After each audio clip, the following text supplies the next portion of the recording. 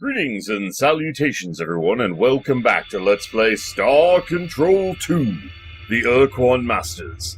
I'm Chemcheck Fisco. Come join me for an old-school adventure. I have good news to report, Captain. We have successfully integrated the Precursor technology from your ship into our fabricator system, and as you can see, we've already begun minor repairs on your ship, patching up some of the micrometeorite holes. Sweet. We noticed that your ship does not have an emergency warp escape unit, so our engineers rigged up some for you and each of your escorts. Nice. Now, you should be able to escape from a bad situation with the touch of a button. But there is a cost, however. Okay. The unit gulps up 5 fuel units each time your Precursor ship uses it. Great. Also, we now have a limited capacity to make modifications to your ship, to refine Starship fuel, to build additional combat ships, and to train new members of your crew for the flagship and any ships you acquire for your fleet. Sweet. Captain, I know you're eager to get to work, so I'll be brief. If you have any questions how this starbase works, what resources we need, or just some background information on the galaxy, don't hesitate to ask. I would love to ask, Commander, but first, I'm gonna have to offload some minerals. Woohoo! Money! Not a bad job, Captain. So now we just need to finish clearing out the solar system's minerals, and then we just start branching out and harvesting from all the nearby systems further and further, until we have enough money to pimp out our ship and roll out. However, he does have a lot of background information to give us, and we do need to know this so you guys understand what's going on in the universe. It is very informative. But before I proceed, I have some additional background information. Certainly, Captain. What do you need to know? Would you elaborate on your facilities here at the Starbase? We can modify your Precursor ship, build additional combat vessels, and supply you with fuel and crew. Okay, you mentioned that. What can you do to enhance and modify the Derp Star? Our engineers and Precursor specialists agree with the scientists from your world that your starship was designed to be a workhorse vehicle, which can be easily reconfigured for different missions by adding or swapping self-contained equipment packs, which we call modules. Handy. The modules we can build right now are thruster units, which make your ship move faster, attitude jets, which allow you to rotate the ship more quickly, crew pods, which provide life support facilities for up to 50 additional crew members, storage bays, which increase your ship's cargo capacity for mineral resources, fuel tanks, which hold an additional 50 units of fuel, dynamos, which feed energy into your combat energy batteries, improving your weapon's rate of fire. Sweet. And last but not least, ion bolt guns, combat weaponry, the exact function of which depends on its location aboard the ship. When put in the first or front module slot, it fires a single shot forward. When put in the second slot, it fires 2 shots, spread to the left and right of center. So you'd have a triple When shot. put in the third slot, it fires 2 shots directly, left and right. And when put in the last or rear slot, it fires a single shot straight backwards. Useful if you're going to start running from the enemies and just lining them up so you can tag them behind you. It is a valid strategy that does work. How will I get fuel for the Derp Star? This base is designed to service hierarchy ships. Fortunately, your flagship uses the same stabilized antimatter technology as hierarchy vessels and will be able to synthesize what you need. However, due to the size of your ship, we'll have to produce vast quantities of fuel, which will be a substantial drain on our resources. I have no doubt. How can I assemble a fleet of fighting ships? Our shipyard facilities are sophisticated and fully automated, permitting a handful of Starbase personnel to do the same job as 500 vac-suited construction workers. Nice. However, the only designs that we had in our computers were incomplete hierarchy ship designs. Things looked grim until one of the officers came forward with an amazing story. Even though the UQM destroyed every Earthling cruiser in the fleet nearly 20 years ago, one of my maintenance engineers was a Starship production assistant at the Detroit shipyard. When Earth was conquered, she was ordered to destroy all ship construction databases. But she secretly made copies of the blueprint discs and then kept them with her ever since. These discs contain all the data we need to build as many Earthling cruisers as you want, provided you, Captain, can supply the large amounts of mineral resources required to build those vessels.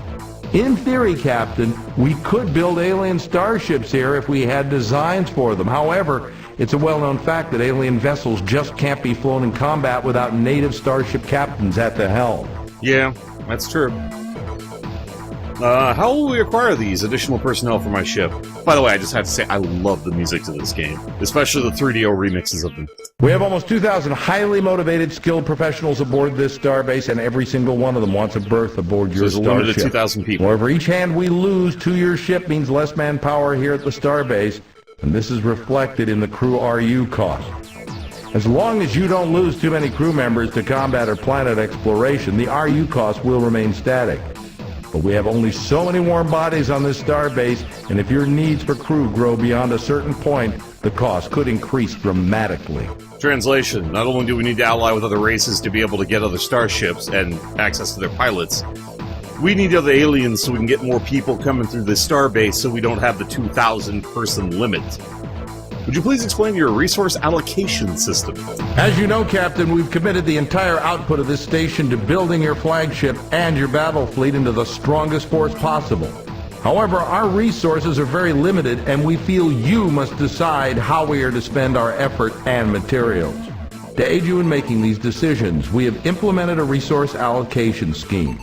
We provide you with a numerical assessment of the station's resources and ascribe a cost to each task we can perform and each device we can build. Okay. It's up to you to decide how you're going to spend your resource units, or RU as we call them. To acquire more RU, you must bring resources back to the starbase. These resources can be either in the form of mineral ores gathered from planet surfaces or already refined metals and other valuable materials from the wreckage of enemy starships. So I can blow shit up and bring it back. That's handy. What kind of resources are most useful to our mission? The most straightforward way you can accumulate resource units is to bring mineral ores back to this starbase. There are probably enough resources in just the nearby dozen stars to build your ship into a powerful battleship or to create a strong task force of combat vessels. Nice. I would also recommend that you build several additional storage bays. Yeah. When gathering minerals, focus on cleaning out one star system at a time. Yep. This way you minimize the cost of travel through hyperspace. Making fuel much more useful and much less used. What use are our Planet Lander's sophisticated lifeform analysis feature? While I respect your search for abstract knowledge, frankly, Captain, in our present circumstances, I see little use for such data here. Perhaps you can make use of biological information elsewhere. I know a guy. You have answered my questions on this topic. What else can I tell you? How about some historical data? What aspects of history, Captain? Let's know about the other starfaring races. Which group of aliens? The members of the Old Alliance. Okay. Which race? There's a lot. The Shofixti. The Shofixti are a race of intelligent marsupials who had been civilized for only a few decades when the war began. They were discovered in the Delta Gorno star system by the Yehat, who adopted and then uplifted the Shofixti, giving them advanced technology and cultural definition. Shofixti are noble and fearless warriors, Captain. In addition, their incredible fecundity and rapid maturation rate kept Alliance rank solid even at the worst part of the war. You know, I once flew as an observer aboard one of their ships on routine patrol. We never saw the enemy, but I could never stop thinking about the glory device it had strapped to the bottom of its hull. Yeah, flying around in a ship that has a self-destruct nuke is not a comfortable thought. So basically, the species that's now extinct would have been able to help us get our numbers up. What? Sucks. What about the Yehat, the one that raised up the Shofixti? The Yehat are a race of ancient warrior clans that have been traveling the stars for many centuries. Clans are highly competitive and sometimes even wage war on each other, but the clans are all loyal to the Queen and her royal family, known as the Veepzeeps. The Veepzeeps have been in power for over 2,000 years. And it is said that during their rule, the Yehat never lost a battle. Damn. We'll save the Araloo. Yeah, let's go with the Cyrene. We actually know about them. So we now know about Delta Gorno, which is where what's left of the Shofixti race is there. We know about the Gigless constellation system with a Precursor. We know that somewhere near Vela, which is where we came from, are the Androsynth, which is one of the enemies. And we know that there's something about the Betelgeuse system. So that's 4 locations we have already. Let's go to the Cyrene. Most raw recruits saw the Cyrene as nothing more than warm, breathing pinups. Warm they are, and yes, they do breathe most magnificently. Commander. Captain. They are far more than simple joy units. The history shows the Cyrene established and maintained a peaceful culture from their Bronze Age through their discovery of starflight. Before their planet was destroyed in a horrible cataclysm, their world was an Eden. What he doesn't go into details, they're essentially very similar to humans, except they're a matriarchal society.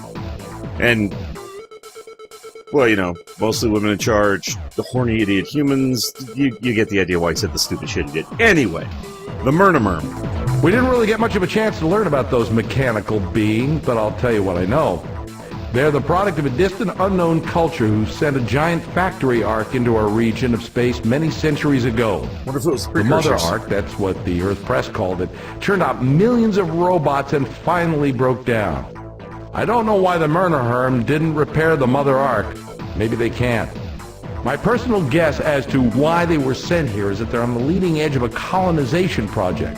And once the Mirna Herm have tamed enough new worlds, the genuine colonists, whoever they are, will arrive and claim their due.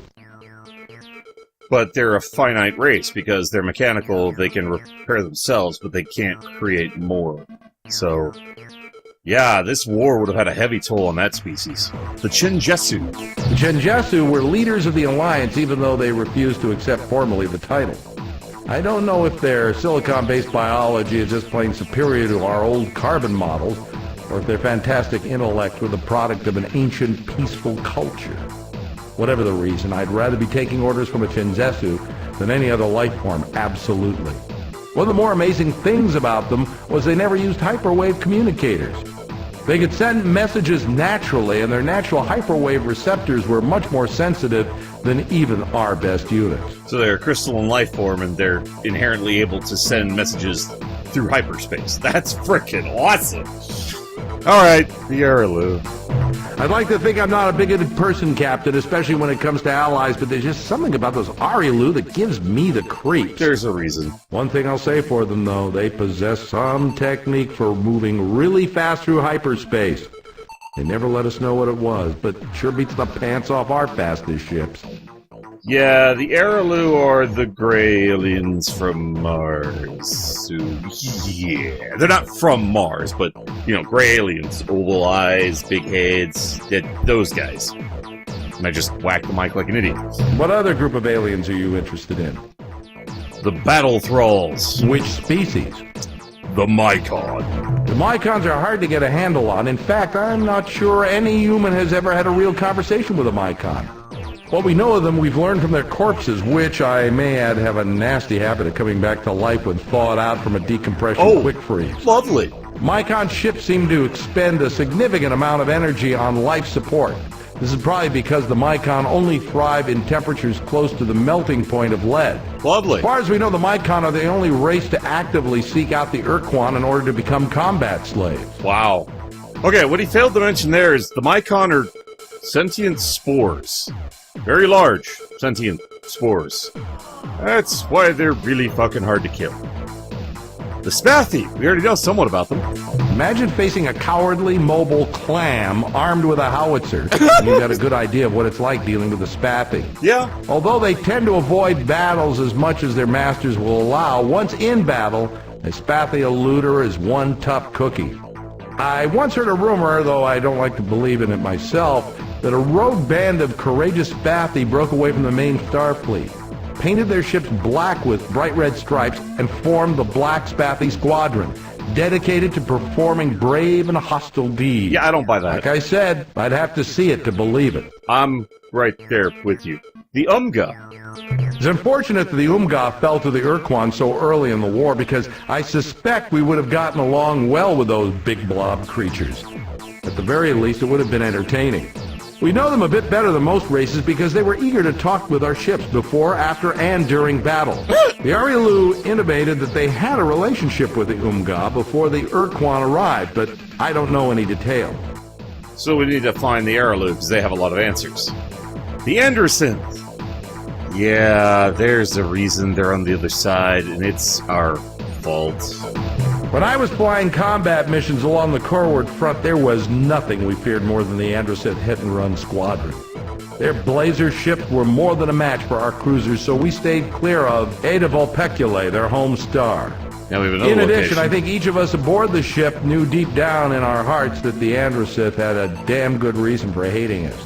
Our grandparents had kept them as slaves for nearly 50 years. Okay, a little backstory on the Anderson. They were a genetically engineered clone race, designed specifically as slave labor. Problem is they were clones of humans, sentient. So, yeah, they had a reason to rebel and fight back. I don't know what the hell our ancestors were thinking in this particular universe, but that we deserve this. The Illwrath, the spider bastards. I still have nightmares about those spiders taking me prisoner, using me as one of their 6 sacrifices to Dogar and Kazon, their twin gods of destruction and torment.